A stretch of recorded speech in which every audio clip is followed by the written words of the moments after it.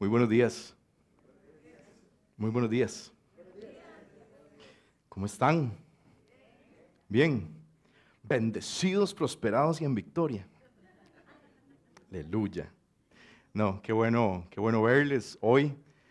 Muchas y muchos estamos esperando este domingo hace varias semanas y siempre es bueno venir, estar juntos, juntas, celebrar nuestra fe y fortalecernos unos a otros en el camino de seguimiento de Jesús que estamos desarrollando.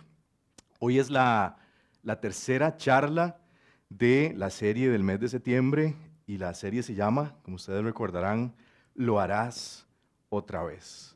Lo harás otra vez. Y yo no sé cuántos de ustedes y cuántas de ustedes crecieron viendo, esperando en Semana Santa que dieran esta película. Y uno veía en el periódico, yo creo que en el periódico o en la teleguía en aquel momento, ¿se acuerdan? Y uno ya leía los 10 mandamientos y uno esperaba, no sé qué día era, si miércoles y jueves, santo, la película. Y ver a Charlton Heston ahí y ver aquella imagen donde el mar se abría. Gente, estamos hablando de 1956. El próximo año esta película cumple 70 años. 70 años. Dígame quién no la ha visto para darle una queca. No, mentira. ¿Quién no ha visto esta película? No, claro, ya tenemos que marcar una generación que definitivamente vamos a pasarla, vamos a tener que hacer cineforo porque es obligatorio que todo cristiano y toda cristiana. Pero esta película yo creo que marcó la infancia de muchas y muchos de nosotros, porque era algo esperado en Semana Santa. Y de alguna manera, muchos probablemente crecimos con este referente cinematográfico. Y la película de los 10 mandamientos en realidad narra un episodio importantísimo en la historia de Israel y de alguna manera también en la historia del pueblo cristiano. Ahora con Julio cantábamos, tú abriste el mar para que yo camine.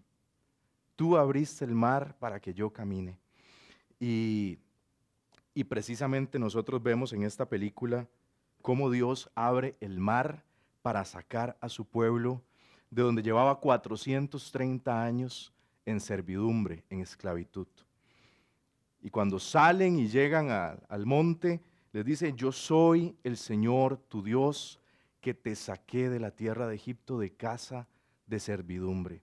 Y lo que nosotros estamos viendo ahí es un Dios que quiere la libertad de su pueblo, que quiere la libertad de sus hijos. Y si bien esto, la escritura lo plantea en un tiempo remoto, hoy Dios sigue queriendo nuestra liberación, sigue queriendo nuestra libertad, sigue queriendo liberarnos de toda carga, de toda opresión, de toda situación que no nos permita vivir la vida en abundancia que Cristo ha traído para ustedes y para mí. Amén. Amén. Un Dios que desea liberarnos de todas las opresiones, tanto las internas como las externas. Ciertamente las opresiones es un término muy genérico, muy general, y podemos estar hablando de fenómenos muy contextuales, muy circunstanciales y coyunturales. Pero en medio de las distintas realidades que ustedes y yo vivimos, aparece el Señor Jesús trayendo esa liberación. Y lo que yo quiero compartirles hoy está, adivinen en cuál evangelio. En Marcos, por supuesto. El evangelio estrella. No, casualmente está en Marcos. Este mosaico es del año 1315, está en Estambul, específicamente no sé en qué templo, pero ya tiene sus añitos. Y el mosaico lo que representa, probablemente ya muchas y muchos lo dedujeron, es la sanación del paralítico, pero no de cualquier paralítico, sino de aquel paralítico que tenía unos amigos tan buenos, tan buenos, tan buenos amigos, que ustedes y yo deseamos tener amigos como esos. Pero también deseamos ser esa clase de amigos, ¿cierto, sí o no? Deseamos ser buenos amigos. Y a veces uno dice, pucha, yo podría ser todavía un mejor amigo. Y tomamos esa conciencia y de alguna manera hacemos algún ajuste. Yo quiero que revisemos el Evangelio de Marcos en el capítulo 2 para aquellos y aquellas que llegan y juiciosamente en el transcurso de la semana repasan el texto que vemos el domingo. En el Evangelio de Marcos, en el capítulo 2, del 1 al 12. Y leemos. Dice, después de unos días, volvió Jesús a Cafarnaúm y la gente se enteró de que estaba en casa. Hoy también la adoración fue mucho de en casa. Curiosamente, diosidentemente, porque no coordinamos nada. Dice, se reunieron tantos que no quedaba sitio ni siquiera junto a la puerta, y él les anunciaba la palabra. Entonces llegaron unos trayendo a un paralítico entre 4. Y como no lograban acercarlo por el gentío, levantaron el techo encima de donde Jesús estaba.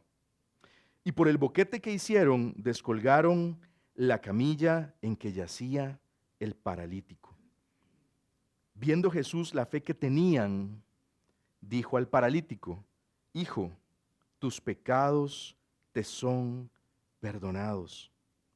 Entonces, estaban allí sentados unos letrados, unos escribas, que discurrían en su interior, que lucubraban, que pensaban en su corazón, ¿cómo puede éste hablar así? Blasfema. ¿Quién puede perdonar pecados sino solo Dios? Pero de inmediato Jesús supo lo que estaban pensando y les dijo, ¿por qué piensan así en su interior? ¿Qué es más fácil? ¿Decir al paralítico que se le perdonan sus pecados o decirle que cargue con su camilla y camine? Pero para que sepan que el Hijo del Hombre tiene autoridad en la tierra para perdonar pecados, dijo al paralítico, yo te lo mando, levántate, toma tu camilla y vete a tu casa. Se levantó de inmediato, tomó su camilla y salió delante de todos. De modo que todos se asombraron y glorificaban a Dios, diciendo, nunca vimos cosa semejante. Esto es palabra de Dios. Gloria a ti, Señor Jesús. Qué texto tan hermoso, ¿verdad? Qué texto tan hermoso. Y en 12 versículos, cuánta enseñanza, cuánto valor podemos encontrar para nuestra actualidad, para nuestra cotidianidad. Lo que yo quiero compartir con ustedes hoy es cómo la fe que ustedes y yo profesamos, la confianza que ustedes y yo profesamos en Dios, es una confianza que tiene que tener un enfoque liberador.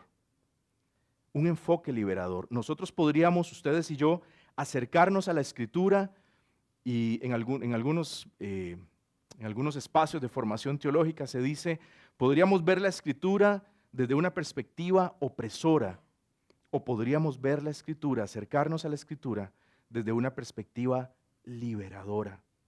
Y cuando hablamos de la praxis de Jesús y nos acercamos a la praxis de Jesús, me han escuchado hablar de esto, vemos una praxis liberadora, una práctica que constantemente nos muestra que el deseo del corazón de Dios para ustedes y para mí es que nosotros vivamos de manera ancha, que vivamos libres, que vivamos en abundancia, como dice Juan 10:10, que vivamos en plenitud, no una vida triste, no una vida bajo cargas que no se pueden cargar, sino una vida libre. Y él mismo dice, carguen mi yugo es fácil y ligera mi carga.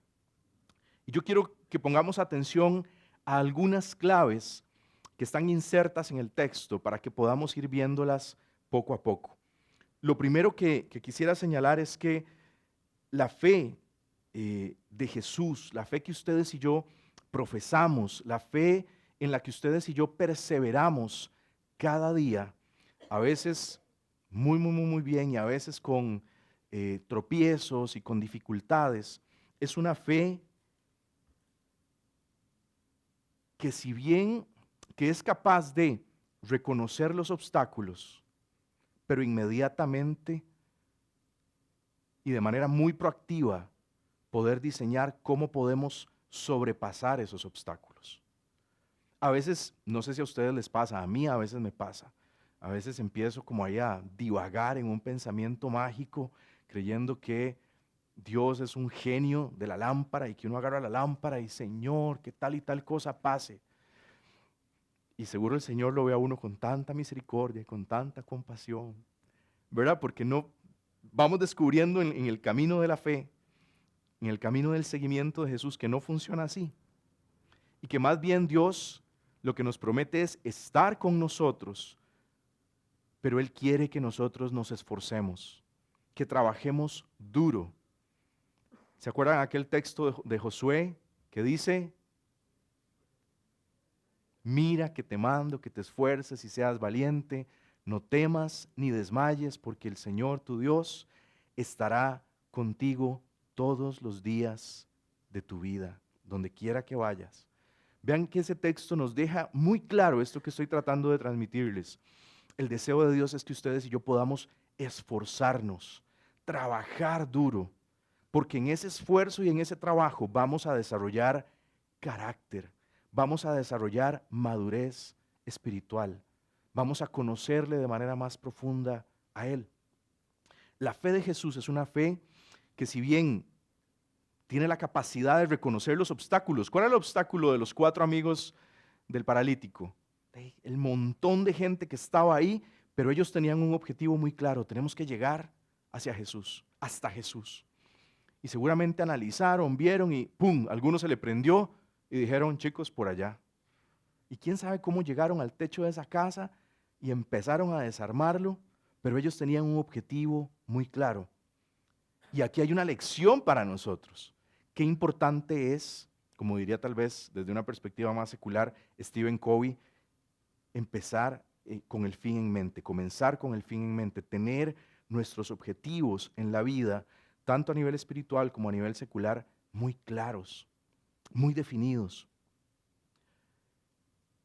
Y los amigos del paralítico tenían claridad. Y entonces los obstáculos que se les plantearon por delante, en realidad supieron cómo sortearlos. No fueron realmente significativos. Es una fe que cuestiona, que reconoce los obstáculos, pero que proactivamente se esfuerza para vencerlos. La fe liberadora de Jesús es una fe que inspira el trabajo, la solidaridad y la lucha colectiva por el bienestar de todos. Vean qué interesante la motivación de estos 4 amigos. Habría que ver y tendríamos que profundizar a ver quién tenía más fe. ¿Quién sabe cómo era la fe del paralítico? Pero dice que Jesús vio la fe que todos tenían. Díganme si no hay que tener fe para hacer lo que ellos hicieron.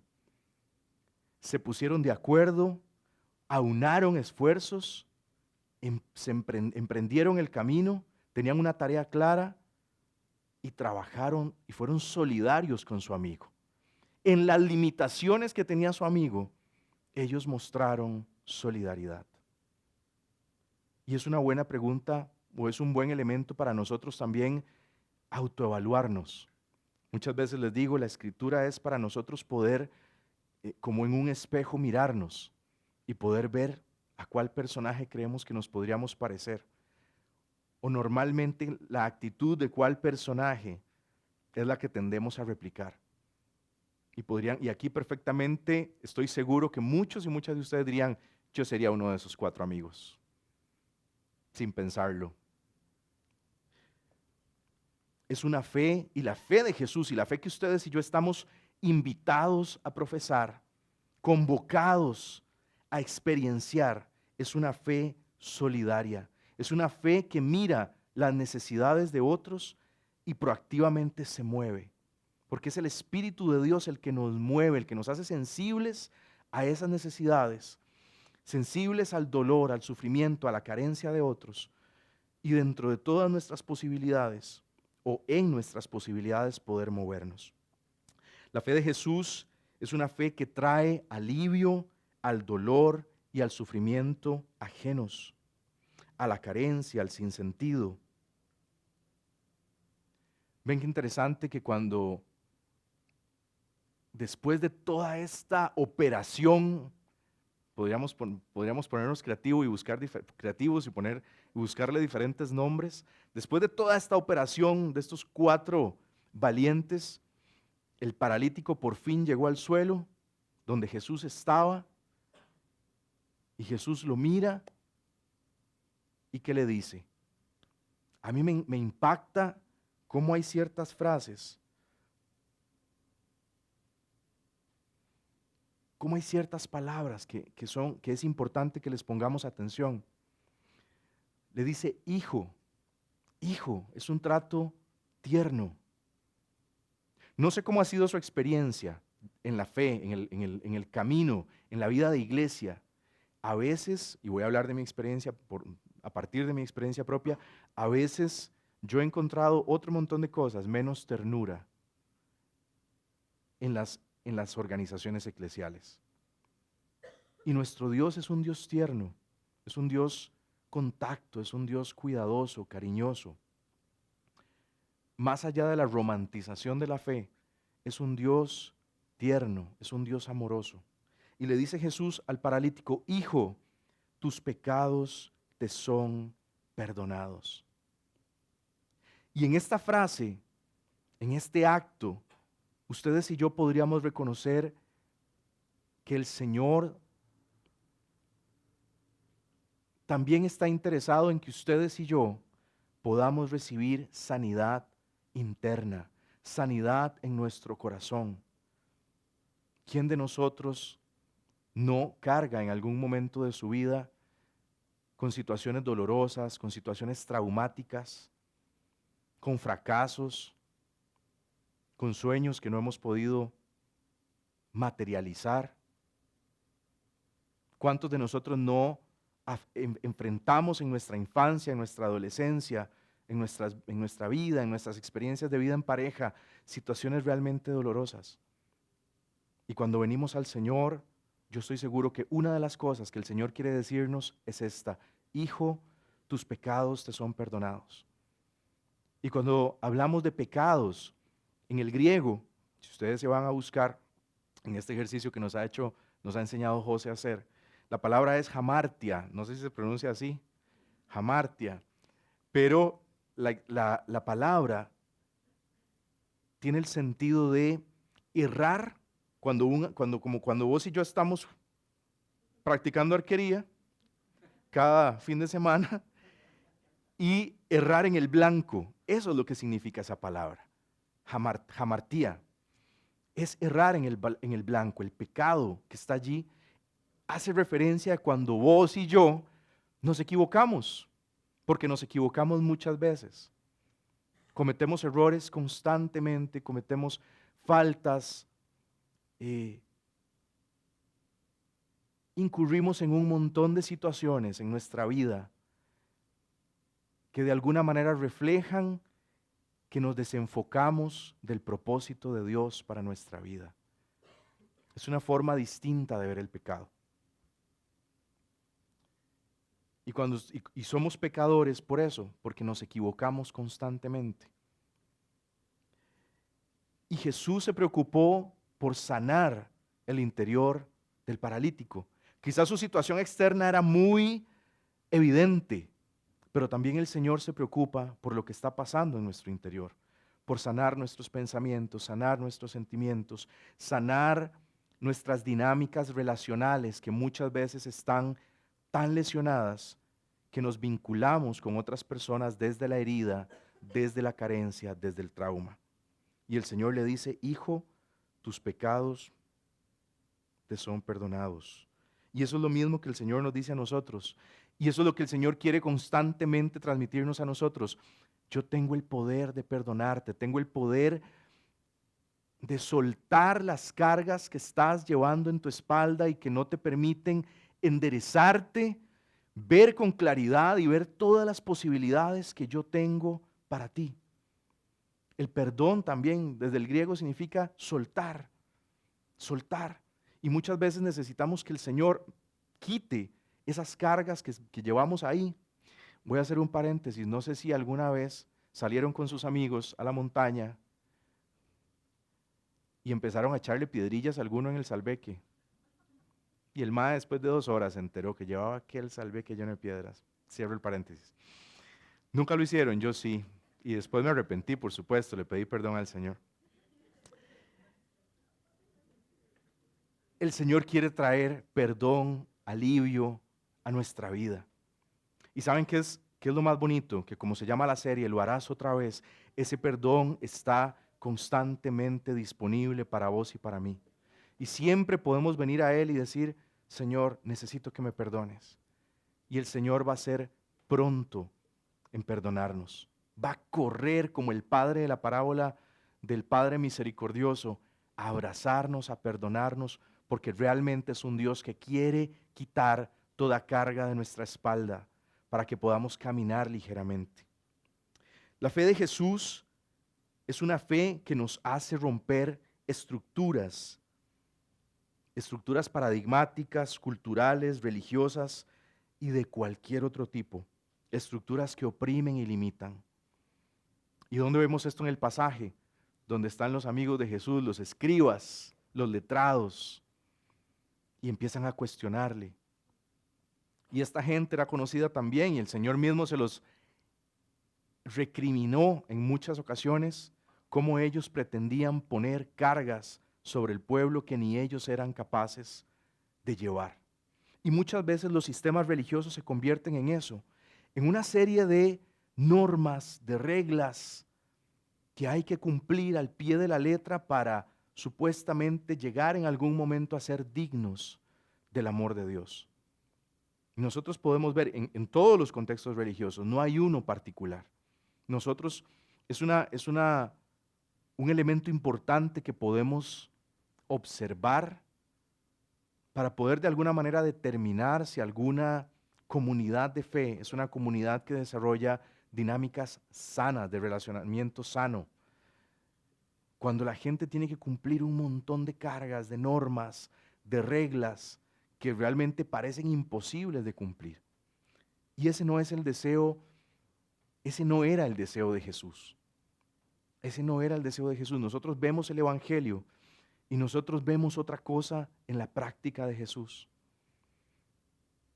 No vemos a un Dios queriendo estructurar sistemas religiosos sumamente complejos para que la gente tuviera que apegarse a un montón de normas, a un montón de reglas.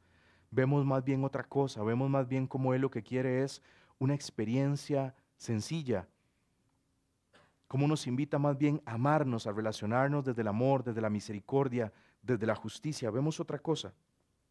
La fe de Jesús es una fe que nos levanta de nuestras camillas, de nuestros letargos. Nosotros veíamos al paralítico ahí y podríamos preguntarnos varias cosas. Podríamos preguntarnos, ¿cuánto tiempo llevaba ese paralítico allí? ¿Sería un paralítico de nacimiento? ¿Cuántos años tendría en el momento en el que se encontró con Jesús? ¿O tuvo algún accidente y por eso más bien quedó paralítico? ¿Tuvo alguna situación en la vida? Son preguntillas que al profundizar en el texto podríamos plantearnos. Lo cierto es que no tendríamos una respuesta, pero sí sabemos que él estaba en una camilla. Y cuando Jesús le dice, levántate, toma tu camilla y vete a tu casa. Ese toma tu camilla es, asume la responsabilidad de tu proyecto de vida. El Señor, como dije hace un ratito, quiere que ustedes y yo desarrollemos ese músculo que representa el poder aprender a hacernos cargo de nuestra vida. Hacernos cargo de nuestra vida y de manera proactiva y responsable poder mirar el proyecto de Jesús y empezar a hacer ajustes para ver cómo ustedes y yo podemos hacer que nuestro propio proyecto de vida se parezca más al proyecto de Jesús. La fe liberadora de Jesús es una fe que nos levanta de nuestras camillas, de nuestros letargos, una fe que nos despierta y nos impulsa a resucitar y a vivir como el resucitado. A mí me llamó mucho la atención y cuando el Señor le dice levántate, es la palabra en griego egeiro. Egeiro. Y la palabra egeiro significa enderézate, despiértate, levántate. Es un llamado a levantarnos, a despertarnos de estados de letargo, de somnolencia, de distracción, del desenfoque del propósito de Dios. De manera figurada implica levantarse de la oscuridad, de la inactividad, de la ruina o de la no existencia. No sé si alguno o alguna se va a identificar conmigo, pero en algunos momentos de mi vida yo mismo he tenido esa sensación de que estoy como flotando, como que no tengo claridad de hacia dónde voy, de qué quiero hacer. No sé si alguien se ha identificado con esa sensación de no saber, de estar aquí, estar allá, es exactamente lo mismo. Y de alguna manera probablemente fue un poquito la experiencia que el paralítico vivió en ese tiempo. Y el Señor cuando se encuentra con nosotros o nosotros cuando nos encontramos con el Señor, Él también nos dice, levántate, levántate. Él nos extiende la mano porque recuerden que el Dios que ustedes y yo conocemos y que ustedes y yo seguimos es un Dios que nos extiende la mano. Constantemente en el Evangelio, cuando Jesús iba a realizar alguna sanidad, alguna liberación, nosotros podemos verlo y el texto nos dice claramente, se acercó y extendió la mano. Se acercó, extendió la mano, le tocó. Eres un trato humano. El Jesús al que ustedes y yo seguimos es un Señor, es un Dios que conoce nuestra condición. Y Él nos extiende y nos ofrece constantemente ayuda para salir de las dificultades. Nos ofrece constantemente fuerza, ánimo, presencia, compañía para ayudarnos a salir de nuestras situaciones. Este levántate es un llamado a que nosotros nos despertemos, a que hagamos una pausa en el camino, podamos mirarnos a nosotros mismos y hagamos un ejercicio de brutal sinceridad y de brutal honestidad con nosotros y delante del Señor podamos decirle, Señor, muéstrame, guíame, ilumíname por dónde debo caminar, qué decisiones debo tomar, qué debo soltar, qué debo dejar ir, qué me está haciendo desenfocarme del seguimiento a ti, qué me está distrayendo, porque hay un montón de cosas que nos distraen. Fuera del ámbito de la fe, las personas que se dedican a la neurociencia dicen esto. Hay una experta en comunicación que se llama Bárbara Tijerina, que me encanta escucharla, y ella le dice a esto, esta herramienta de distracción masiva, porque constantemente, y nada más observémonos, cómo nos distrae de las relaciones, de los vínculos, del trabajo, de lo importante, porque inmediatamente que estamos desocupados hay un impulso a sacarlo y a ver si tenemos notificaciones o a ver qué hay ahí. Y no solo eso, esto es uno de. Cada uno en su experiencia de vida sería muy valioso que hagamos el ejercicio de mirar qué nos está distrayendo de lo importante, qué nos está distrayendo de lo prioritario. Levantarse implica una disposición del corazón para vivir en la libertad que hemos recibido de parte de Cristo. Si bien el Señor le mandó y le dijo, levántate, toma tu camilla y vete a tu casa, también de parte del paralítico tuvo que haber una disposición para escuchar ese mandato y obedecer ese mandato y levantarse. No fue que lo agarró del brazo y lo levantó. Fue que hubo una respuesta también de parte de él. Dios está necesitando y está esperando una respuesta de parte tuya y de parte mía. La fe liberadora de Jesús es una fe que genera milagros cotidianos. Milagros cotidianos. El proyecto al que ustedes y yo hemos sido llamados, el proyecto del reino, es un proyecto que realmente nos necesita a ustedes y a mí. Suena extraño y a veces hay gente que se escandaliza cuando uno dice Dios nos necesita a nosotros. En un sentido, Dios necesita que nosotros seamos sus manos, que seamos sus brazos, que se extienden para levantar a otros, sus manos que tocan, que levantan, que trabajan, que le ayudan a levantarse a otros, brazos que abracen y que den cariño sincero, desinteresado. Dios necesita nuestros pies para ir a los lugares donde hay necesidad. Necesita nuestros oídos para escuchar el dolor de otras personas y poder consolar con la consolación que nosotros hemos recibido. Dios nos necesita a nosotros. Y nos necesita no en una plataforma, no, nos necesita en nuestras cotidianidades, en nuestras condiciones, en nuestras posibilidades. Lo único que necesita el Señor de nosotros es un corazón sensible, un corazón dispuesto que diga: Dios, quiero. Y Él va a hablar a nuestro corazón y nos va a ir orientando. Pero lo que necesitamos es ser sensibles a esa voz, porque la voz siempre está, siempre está. Acuérdense de aquel texto que nos aprendíamos hace muchos años, Apocalipsis 3:20, y aquí dice Jesús: yo estoy a la puerta y llamo.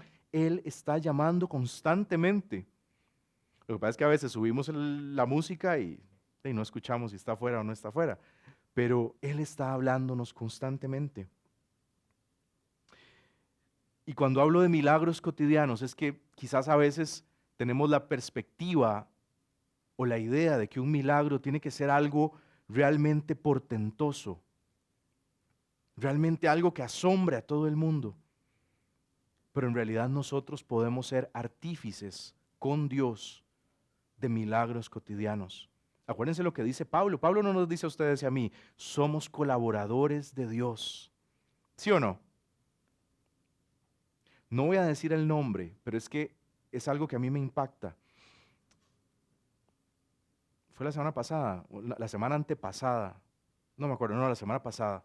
Fuimos a la comunidad donde estamos empezando a trabajar como iglesia todos, y en una de las familias hay un chico que ellos viven en un precario. Lo que estamos visitando es un precario. Y es un chico que cuando nos sentamos en su casa, empezamos a conversar y nos dice: es que voy a hacer el examen para el Cotepecos. ¡Wow! Y según nos cuenta la mamá, es carguísima en mate, le va súper bien, está flojillo en inglés. Y entonces alguien de aquí, miembro de nuestra comunidad, es profe de inglés. Inmediatamente y de manera proactiva nació de él. Le ofreció tutorías para acompañarle en este mes en el que se está preparando para el examen. Creo que ya lleva como 2 tutorías. Díganme si eso no es un milagro. Es un milagro. Es un milagro, ¿por qué? Porque cuando conversábamos con este chico, veíamos e intentábamos proyectarle o lanzarle un proyecto de vida de cómo el hecho de que él pasara bien ese examen para que pudiera entrar al Cotepecos y sacar una carrera técnica y con eso poder financiarse probablemente otra carrera, eso podía cambiar su proyecto de vida. Y es lo que, como costarricenses, quienes somos costarricenses, es como el cuento que siempre nos han contado, ¿sí o no? Que la educación es el principal medio de movilidad social. Yo veo un milagro en un corazón que dispone sacar de su tiempo para dar tutorías a un chico a cambio de nada, por puro amor al proyecto de Jesús. Ahí yo veo un milagro. Y esa clase de milagros, como decía ahora Gaby, una asesoría legal, una consulta médica, son milagros a los que ustedes y yo estamos llamados a operar en la vida de la gente. Mientras yo escribía esto, recordaba un canto que cantábamos en los 90. Yo no sé si alguien lo recuerda, que decía, no lo voy a cantar porque canto fatal, sendas Dios hará, ahí tal vez Julio me ayudaría.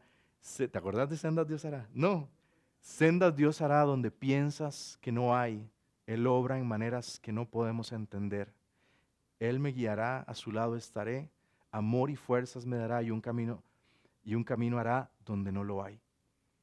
Y empecé a meditar en este canto y recordé cómo realmente tiene sustento bíblico. Si recuerdan Isaías 43, donde dice, otra vez abriré camino en el desierto y ríos en la soledad.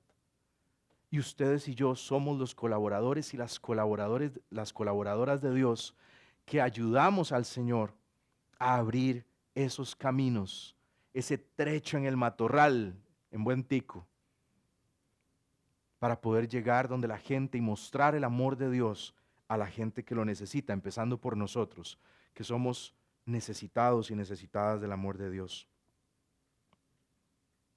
Pablo le decía a los efesios, a los cristianos que vivían en Éfeso, despiértate tú que duermes. Y de alguna manera podemos reconocernos a veces medio somnolientos, medio aletargados, que necesitamos esa voz que nos despierte, que nos levante y nos diga, despiértate tú que duermes, levántate de la muerte, de esa muerte, de ese letargo, de ese sinsentido, de ese despropósito, de ese desenfoque, y te iluminará Cristo.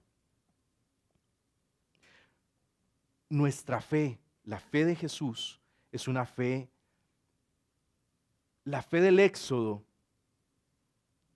es una fe que se manifiesta en distintas circunstancias de la historia, que se revela en diferentes momentos de la historia. Es una fe que se manifestó en los 50s y en los 60s, fortaleciendo a la población afroamericana en la lucha por los derechos civiles. Los movimientos de lucha por los derechos de las personas negras durante los 60, los 70 se inspiraron profundamente en la fe cristiana y en las escrituras. Hombres como Martin Luther King, quien fue una figura central en el movimiento, era un pastor bautista.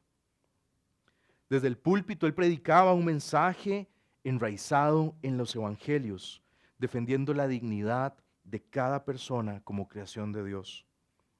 La historia del Éxodo fue una poderosa metáfora de la liberación. Así como Dios sacó a Israel de la tierra de Egipto, con mano fuerte también caminaba junto a la comunidad afroamericana en su lucha contra la esclavitud, la segregación racial y la opresión. El llamado Sermón del Monte, que ustedes y yo lo conocemos como tal, inspiró la resistencia pacífica, la no violencia, la búsqueda de justicia social con un espíritu de reconciliación. En esta época, en los 50s, en los 60, las iglesias negras, porque estaban segregadas, yo no sé si alguien más experimenta esa paradoja interna de que hoy alguien nos diga que había iglesias segregadas. ¿Podemos imaginar que habían iglesias de blancos e iglesias de negros? No es como un sinsentido, como una paradoja, como una cosa que uno dice, ¿qué? Y se utilizaban las escrituras para sustentar y fomentar dicha segregación. Por eso les decía hace un ratito que la escritura puede ser leída y puede ser interpretada desde una clave opresora o desde una clave liberadora. Aquí una pregunta que cabe para cada uno y cada una en su interior es, ¿cómo me estoy acercando a las escrituras? ¿Cómo estoy mirando el Evangelio de Jesús? ¿Desde una perspectiva que libera o de una perspectiva que limita, que oprime, que coloca peso en las espaldas de la gente?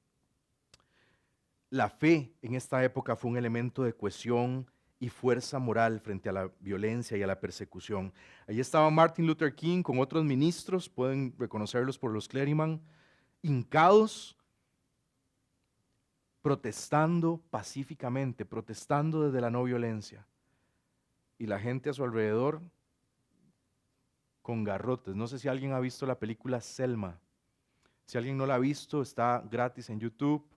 No sé en qué plataforma también estará, pero les invito a verla. Es una película sumamente conmovedora, sumamente fuerte, que narra un poco de lo que les estoy contando, pero que en donde podemos ver cómo la fe fue un elemento cuestionador, fue un elemento inspirador, fue un elemento que fortaleció las ansias de libertad y de justicia social en todos estos cristianos.